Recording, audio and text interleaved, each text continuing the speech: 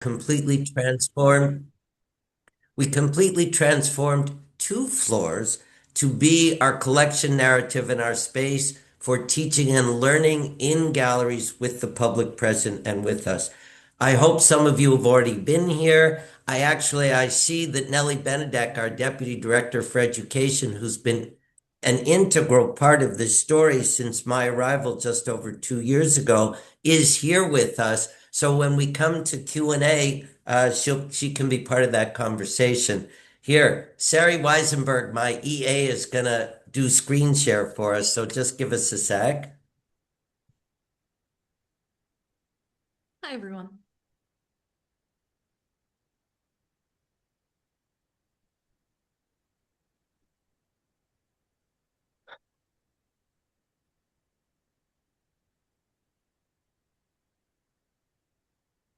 Oh, Sari, thank you. Couldn't have done that myself. Um, so I started, I hope you've all been here. You know, we're in this sort of magnificent 1906 mansion house, which was the Warburg Mansion that came to the museum in 1944. In the 1990s, this museum did something pretty exceptional at that time, which is that it doubled its space, referring to Avi's earlier point, but it doubled it by recreating for its exterior the neo-Gothic mansion house heritage of its original house. And you know, on the one hand, you can say, really, was that a great idea? On the other hand, it just adds to the subliminal power of this place on 92nd Street and Fifth Avenue on Museum Mile. But in the category of repurposing existing space, what it did for us, which is not the case for most mansion house museums, is that it allowed us to double our floor plate from 50 by 100, that is 5,000 square feet, to 100 by 100, which is 10,000 square feet. And that really opened opportunity for us. And that's going to be a little bit of what this conversation is about. But to get the ball rolling, I guess I'm going to spend just a minute or two on my own history. I know some of you, not all of you. I am a modern art historian. My field academically was 1850 to the present.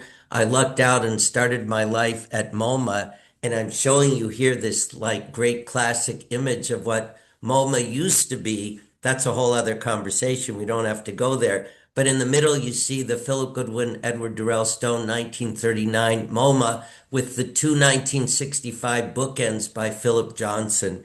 And you know, I was at MoMA for 22 years, and I did have the privilege to work on the expansion of MoMA in 1984 when we doubled MoMA, built Museum Tower, created a different model of mixed use cultural development to support the museum.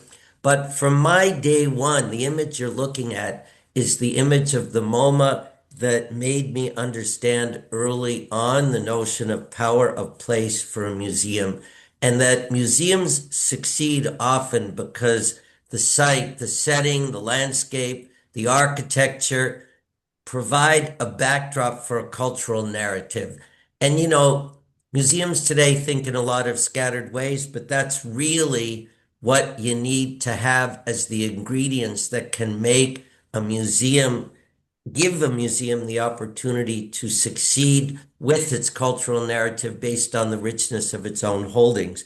And after 22 years there, again, some of you may know that I went off to the Israel Museum in Jerusalem, where I had the privilege to be for the next 22 years. And my history had absolutely nothing to do with Israel. I'd never been to Israel. I knew a little bit about the architecture, the stunning architecture of the Israel Museum. I'd never experienced it in person. Out of the blue, I was asked if I would consider becoming director, and I thought I should go and check this place out. I trust everyone has been there. In On April 20th, 1996, I went for 36 hours to Israel. I'm looking at this site setting, this landscape, this architecture, and I'm absorbing that Al Mansfeld, a Russian-born Bauhaus-trained, emigrated to Palestine in the 1930s, who invented international modernism for the Mediterranean, developed the concept for the campus. The whole 20-acre site embraces this eruption of Mansfeld's architecture along the crest of the hill that is the center of the site. Frederick Kiesler's Shrine of the Book, built in 1965, houses the Dead Sea Scrolls, and 7 of these 20 acres are gardened by Isamu Noguchi. So, for a modernist with a focus on architectural history, this was like a thunderbolt, and I'd barely walked halfway up the promenade of the museum when I decided that we had to move there and I needed to engage with this museum. Once I went inside, I realized all the more that here was a place with 500,000 objects, beginning with prehistory 1.5 million years ago, coming to the present and covering cultures all over the world. And I knew that I needed to engage with all of this. And I think you all know that in 2010, we inaugurated the renewed Israel Museum.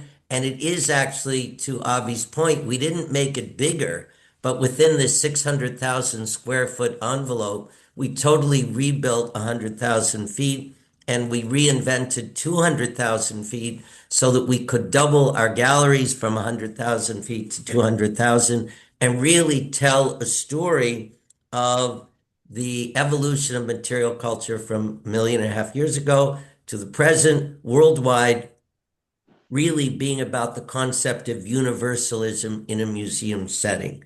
And for me, it was really thrilling to go from the thread of 1850 to the present to this notion of universalism and putting everything in context so that it's always about the resonance among cultures, no matter where and when along the timeline of history. So that then takes us to this Jewish museum, which you all know, and to what I started to explain earlier. And I guess I'd had a history of coming here while I was at MoMA, and we had the opportunity from time to time from the Israel Museum to send exhibitions here. When I finished my tenure in Jerusalem, and I was happily running the Jerusalem Foundation between New York and Jerusalem, I was expecting to do that till I stopped working. And suddenly, one day out of the blue in the summer of 2023, I got a call from the Jewish Museum telling me that I needed to come here to become the next director of the museum after Claudia Gould finished her 12-year term.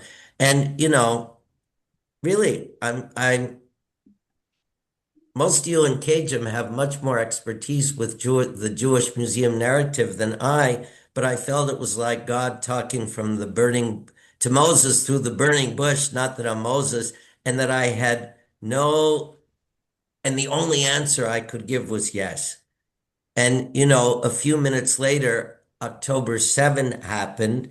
And then 3 weeks after October 7, on November 1 of 2023, I arrived to be director of this museum. And if I had felt 2 months earlier that God was talking from the burning bush and I needed to come, I needed to say yes and come here, after October 7, it really felt like a moral imperative, not only to do so, but to think through what this mega mansion house museum on 92nd Street and Fifth Avenue could do and how it could tell a narrative, a story for such a time as this. And, thinking about this point again about how a museum is reinforced in the way that it uses its collections by its site, its setting, its architecture as the backdrop for the story. And here in this image, you're looking at this Mansion House Museum along Museum Mile, again, twice the size of most of the other mansion houses because it got to expand from 50 feet to 100 feet along Fifth Avenue, and with the neo-Gothic character that was clearly making a statement about the point in time when this envelope was invented. And then within our collection of 40,000 objects, including archaeology, biblical archaeology, Judaica, Jewish ceremonial art, historical fine art, modern and contemporary art, other mediums. So a real opportunity for that kind of mix. And when before October 7, I said yes. A little bit of why I did it was because, in a funny way, for me, there was as much power in this site setting and architecture as there was when I first saw the Israel Museum in Jerusalem. So I did arrive on November 1.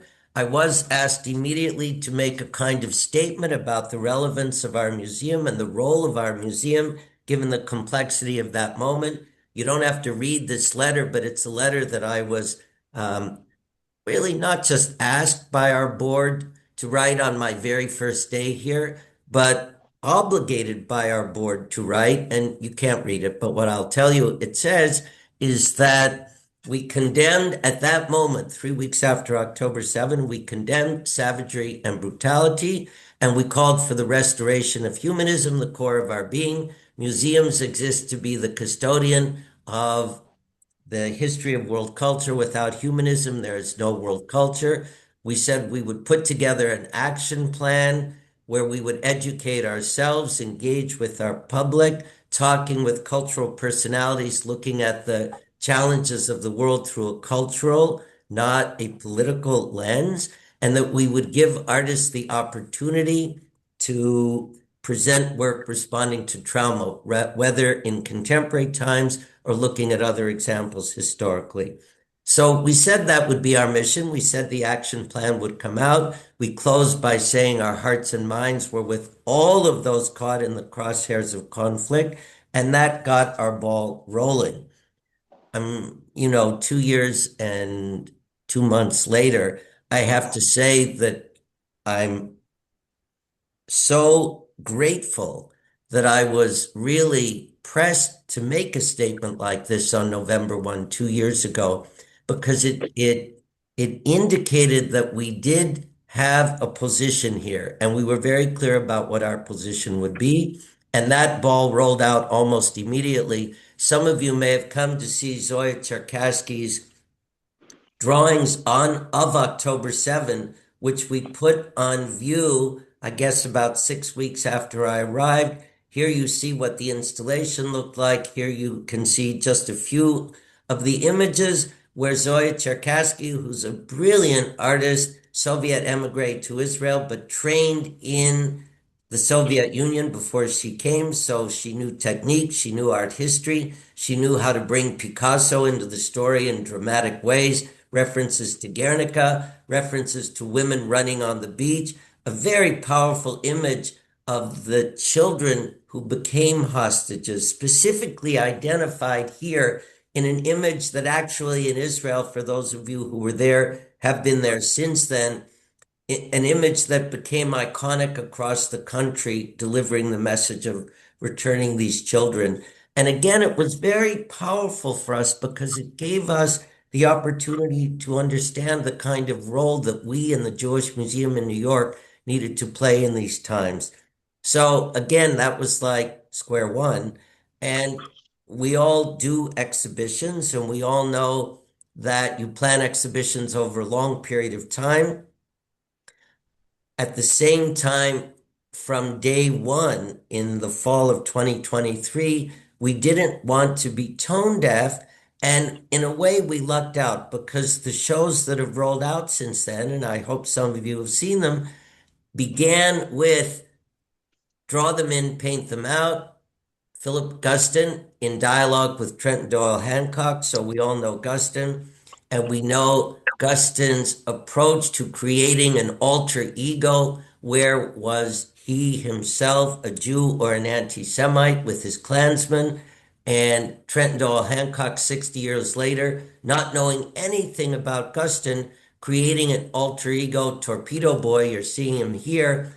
And the point of the exhibition was using Trenton Doyle Hancock's engagement with Guston in dialogue to relate to a black man and a Jew addressing notions of racism and how to relate to them in contemporary times. So, for such a time as that, to have a show like this couldn't have been more relevant. The show was exactly about the 10 years of Trenton Doyle Hancock's Torpedo Boy relating to Guston's Klansmen. In the end, deciding that they together would kill the Klansmen and resolve racism. The attention that this got, and again, the Jewish Museum was the backdrop for the story, but to have a Jewish artist from the mid of the 20th century using a vocabulary that resonated with the vocabulary of a Black artist today, both relating to racism, given the conflicts of these times,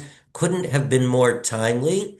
We were offered, as another example, the opportunity to bring the Tel Dan Stele from Jerusalem.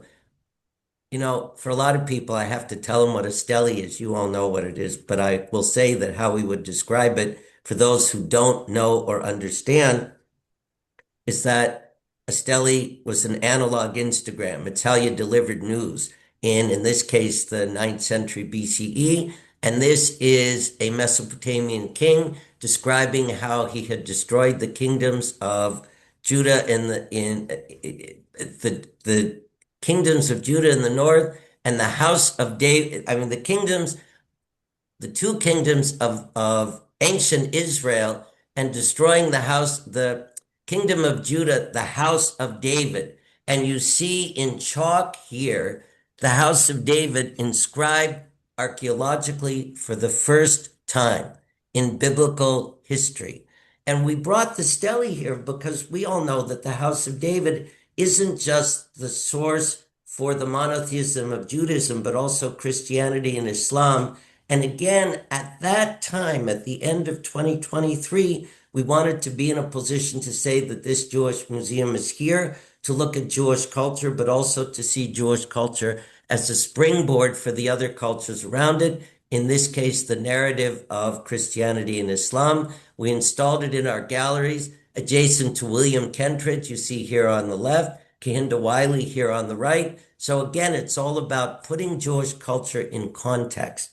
Another example that came along, and I hope you all saw Book of Esther in the Age of Rembrandt, which was the whole story about how in the Netherlands in the 17th century, having overthrown Spanish rule, they adopted Esther as an icon for the new bravery and democratic spirit of the new Netherlands as a model for Western democracy. In a way, they secularized her, but they preserved her identity for the benefit of the Spanish, Portuguese, Jewish community of the Netherlands at the time of her religious significance. And the show was really quite stunning. Here you're looking at Rembrandt's 1632 depiction of Esther looking like a Flemish beauty. So again, having a secular meaning, but also for Jewish culture, resonating with the religious narrative to which she was so important. And here's just an installation view of that exhibition. And here is a case where, not needing to be relating to exhibitions planned a few years in advance, on short notice, we brought the first exhibition of Ben Shahn to New York in 50 years, the last one 50 years ago, having been at the Jewish Museum, and exactly to talk about Ben Shahn using art as activism to crusade for humanism and civil rights. The show was stunning. We needed to extend it. We actually extended it so that it overlapped with the inauguration of the new galleries that we're about to talk about. Here you just see a couple of installation images showing the power of art not being political, but being a voice for crusading for the kind of humanism that we know is central to our being for all of us today. At the same time that we were doing all of this, after October 7, a lot of colleagues from encyclopedic museums all over the country were beginning to call me saying, we realized that we have no presence of Jewish culture in our galleries.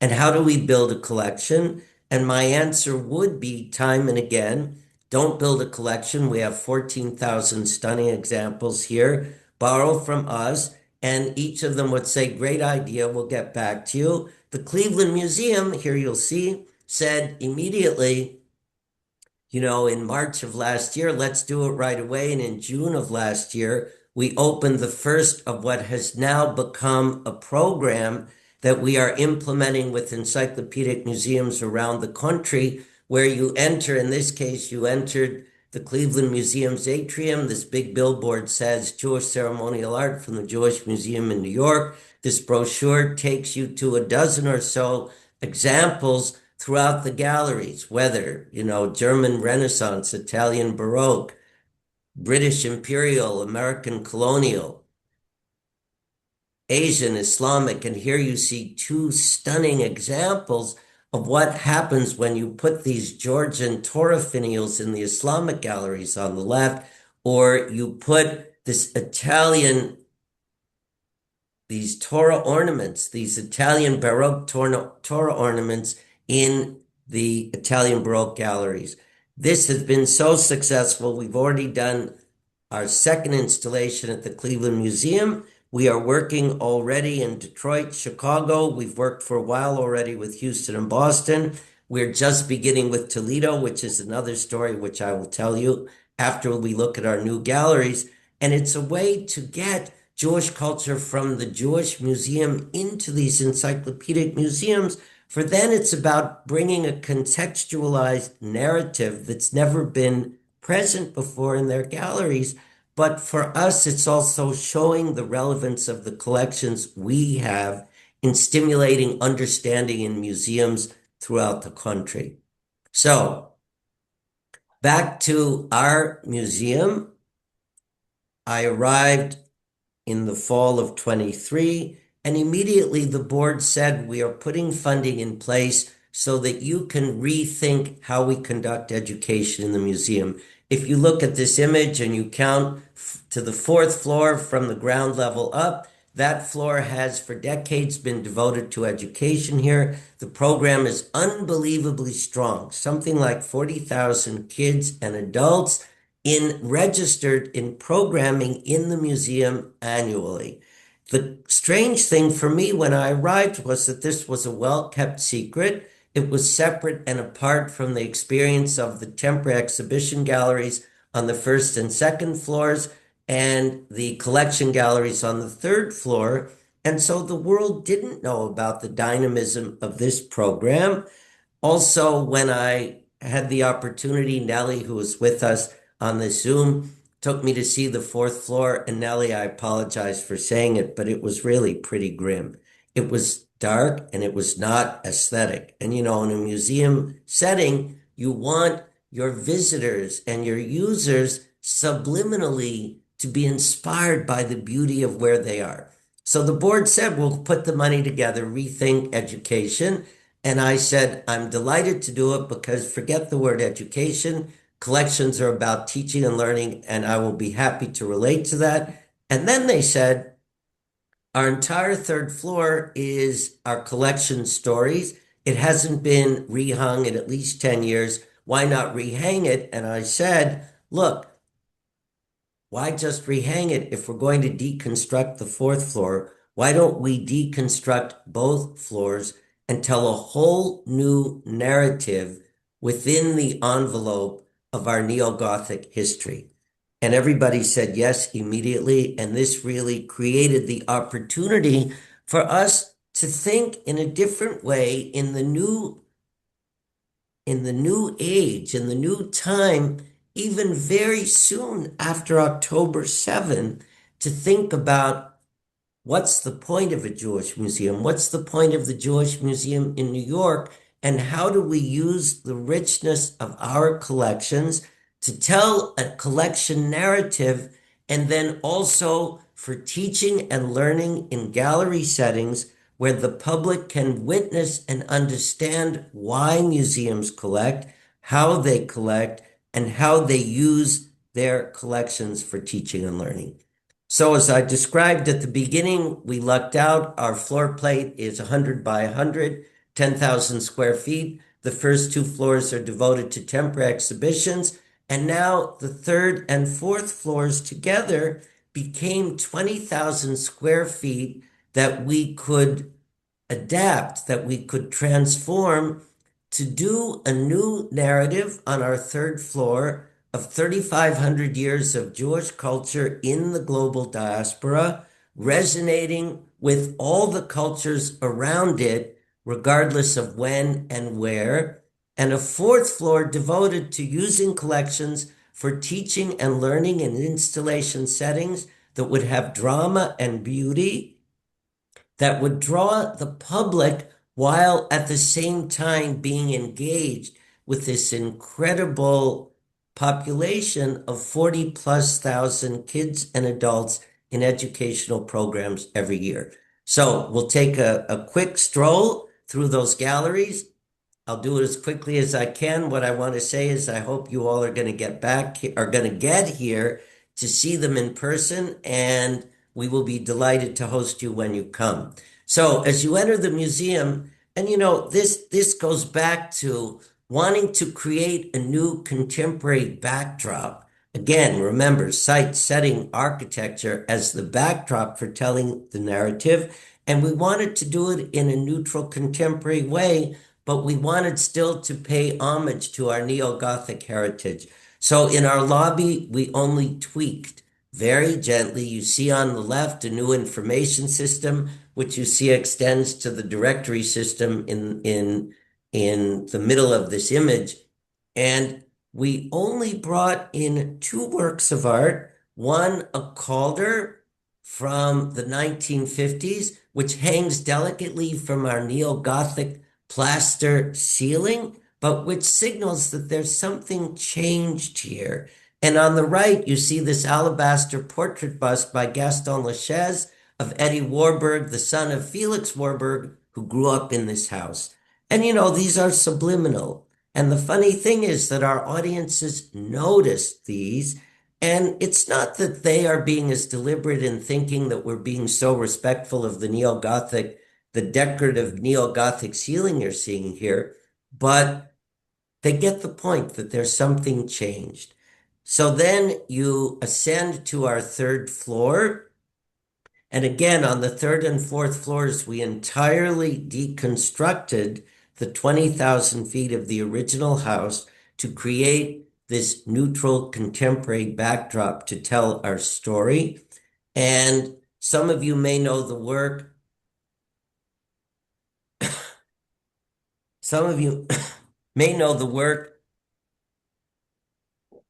excuse me, of Christian Boltanski, the French artist who died just a few years ago, a lot of whose work related to memorializing the passing of kids who were lost in the Holocaust through childhood photographic portraits and beautiful glowing lighting to memorialize their histories, who created about 10 years ago a work called Départ Arrivé. And out there in the world, people think you arrive and depart, but we all know that you depart bondage, you wander, and you arrive to freedom and enlightenment. And we wanted that, again, to be a subliminal message here, although there is a text panel that describes it. And you begin our story, you depart. In our introductory gallery, there's a reference in an image that you can just see way on the left. It's an image of the Arch of Titus because we realized that the destruction of the Second Temple and Titus kidnapping the menorah of the Second Temple and taking it to Rome is an early and concrete example of this notion of Jewish heritage leaving the homeland for the diaspora. And we begin with a few contemporary references that are important to our heritage wherever we are in the world. On the right, Beth Lippman's glasswork about frailty. Above it, Lawrence Weiner, Ships at Sea as We, about migration. And in the middle here, this diptych by Michal Rovner of her poppies done after October 7 being about memory. So thinking that wherever we are in the world, our experience also embraces migration, frailty, and memory. Once you pass that point, our concept here is to integrate everything, not to segregate archaeology, Judaica, historical fine art, and everything else, but to put it all together to tell a narrative that will be permanent for a long time now with collection works. All of this is collection work being traded in and out with new acquisitions, works going out on loan, and so forth, or the relevance of the moment. But in order to tell this story that when you leave the homeland, you take the spirit of your heritage with you, it's in you, but you adapt the aesthetics of your experience in the diaspora to the aesthetics of where you are. So, in a simple way, it's like the Spirit of the Lord is in you, but always dress like your neighbors. And here on the left, you actually see here, well, let's stay for a moment. In the center, you see all of these magnificent ceremonial objects from something like 15 cultures around the world and from Byzantine time to the 18th century. And here we have in this space where there's a color accent every 6 months, we'll tell a new story using collections, borrowing work, wanting to be timely. This is the story of circa 1776, Jews in colonial Americas. And it's exactly an example of these Spanish Portuguese emigres to colonial America coming with, as part of the Dutch migration, immediately dressing like their colonial neighbors. And as you look through that first space, you see these ceremonial objects from cultures worldwide. On the right, you see a high Renaissance Italian Torah ark. And here to the right, you see a 17th century Flemish cabinet, just someone's home cabinet. But when you arrive here and look close up, what you're going to see are depictions, postcard-sized depictions by Franz Franken of stories from the Book of Esther, and Esther looking like a Flemish grande dame. To the right, you see two images here who are Tissot 150 years later in France, depicting Esther as a Parisienne. And as you continue to move, you see here on the left, in this accented space, once a year, we'll tell other stories of artists from our collection, in this case, Dorguez, where their work resonates with their personal heritage. In his case, with Dorguez, his father's family coming from Tunisia and being Jewish, and his mother's family being Syrian and Christian. Beyond that, you begin the very powerful story of these last 150 years where Jewish artists have created new visual vocabularies to resonate with their experience in the diaspora, whether traumatic or euphoric. We begin the story on the left. This is a very moving story. This is a Holocaust story of a Czech artist who perished in the Holocaust, but whose work has been preserved. Looking straight ahead, you see here on the left, this is a work by an artist named Banievich from 1919. So you're in the Russian Revolution. It's a depiction of the destruction of the Jewish ghetto in Kiev. And the vocabulary is really the beginning of what will become the Russian avant-garde. Next to it, Alice Neel, who was a social realist, who later became a kind of figurative abstractionist here in America, telling stories while still a social realist of protest marches down Fifth Avenue. When you come here, you'll be able to read in this one that the placard says Nazis murdered Jews. If this were in the 1940s, it wouldn't be as consequential as it is, knowing that it's from 1936. So it's like foretelling the gathering storm of what was about to come. And once you get past that point, on the left here, you're really seeing the unfolding of the abstract expressionist movement. Some of you may know this museum particularly had a very important history, being the docking station for many of these artists who came from Europe after the war, who were part of the post-Holocaust migration, and creating abstract expressionism was part of the resolution of their PTSD of the war. And it's really an iconic example of this notion of Jewish artists in the diaspora creating vocabularies responding to their experience. You don't see it here, but on the right, when you come, you'll see artists whose experiences were euphoric, beginning with Chagall leaving the Russian Revolution to go west to Paris and get famous, Rubin leaving Bucharest in Romania, going to the Holy Land and creating new vocabularies responding to his euphoria. Here, if you look straight ahead, this Torah arc is actually Philip Johnson in the 1950s, the architect Philip Johnson, who was a little notorious during and after the war for being pro-Hitler and anti-Semitic. After the war, realizing he needed to make recompense, designing the interior of a synagogue in Port Chester, New York, for which this is the Torah arc, and where you have this kind of beauty again, synthesizing vocabularies to deal with the complexity of this story. From there, you move to the narrative of women in Jewish culture. Our focus here is on women in the pre and then post-war to contemporary period, where women in Jewish culture are meant to focus on handwork, and the mission is to make your secular handwork sacred.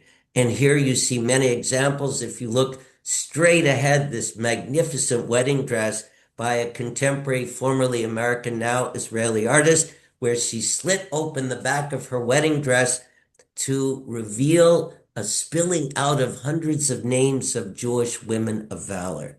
So it's very moving here to get this sense of the last really almost 100 years of women artists in a way preserving their roles in Jewish cultural history, but also creating new modern and contemporary vocabularies.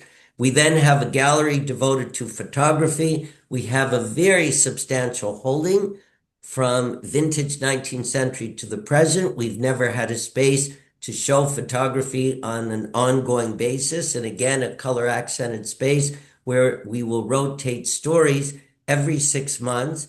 And this is also, though, a segue to contemporary times where we've created this new double height space where you can see examples at grand scale of artists of Jewish heritage all over the world depicting their stories, absorbing their Jewish heritage into their narrative as contemporary creative makers. And these are artists from all over the world. Just pointing out on the right, those disc-like works are Guy Goldstein, who's Israeli. On the left, Alana Safdie, who is Colombian, and a great presence here, and always wanting to have the Jewish ceremonial artisans connection. In the center, in this display case, you see work by contemporary artists and ceremonial art makers using new vocabularies to make ceremonial work. So here, and again, stop for a moment, we're in this double height space that is very contemporary in character. This is what MoMA wants to look like. And you're inside this neo-Gothic mansion house from the very beginning of the 20th century. And here you look up and you realize that there's a whole new floor within the existing envelope of the museum, which tantalizes you. If you look straight ahead and up, you see a gallery of paintings. In this image, if you look straight ahead and to the left, you see floating 130 Hanukkah lamps from around the world, from Asia to Africa to the far middle Near East to Europe to the Americas. And you want to ascend to have that experience. So you segue through a space where we need to stop for a moment. This is an 1890s presentation rug that the then Shah of Iran commissioned from a Muslim Persian rug maker for his Jewish doctor who had just saved his life, asking the rug maker to depict a modern day image of the Holy Land, an image of the new Holy Land. And, think back. And again, this is how we integrate what our collections are all about. If you think of the great illuminated manuscripts of the high Northern Italian Renaissance with stunning inscription and stunning illumination, but Jews couldn't be scribes and they couldn't be illuminators. So some learned Jewish person had to stand nearby to describe how to create that imagery.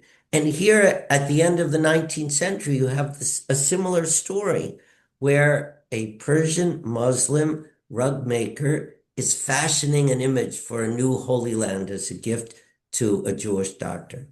So this is a kind of magic rug to take you to the next floor, which is our floor, which we are calling a center for learning, but it is really a place where you see collection installations where the public can enjoy and appreciate and be absorbed by these collections, but where they are also installed so as to answer questions for teaching and learning.